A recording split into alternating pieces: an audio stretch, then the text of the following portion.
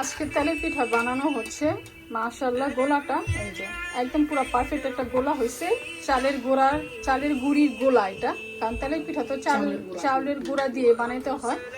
এটার সাথে আর কি কি মিক্স করছে আমি বলতে পারি না, যেহেতু আমার খেজুরের গুড় আছে, হ্যাঁ চিনি, হ্যাঁ তো হ্যাঁ চালের গুঁড়া। এখানে তো মাশাআল্লাহ যে সুন্দর পিঠা বানানো হচ্ছে।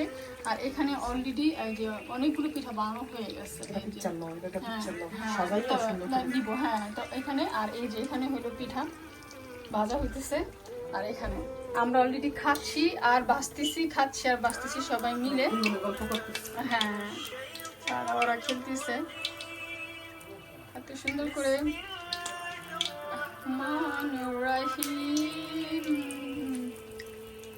তেলের পিঠা বানানো অনেক ধৈর্য, মানে ধৈর্য নিয়ে তেলের পিঠা বানাতে হয়। যাদের ধৈর্য আছে তারা এসব জিনিস করতে পারে। রান্নার প্রতি যাদের মানে ধৈর্য আর মানে শখ, তারাই এগুলো, রান্না একটা আর্ট, তারাই এইসব জিনিস করতে পারে। যেমন আমার এই শখ বা এই আর্ট কোনোটাই নাই রান্নার প্রতি।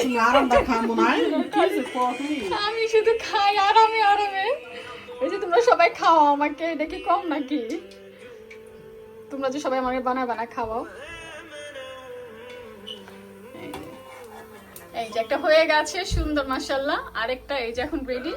এখন এটাকে এখানে দিতে হবে, এখানে দিলে এখন আরেকটা সুন্দর মাশাআল্লাহ তেলের পিঠা হয়ে যাবে।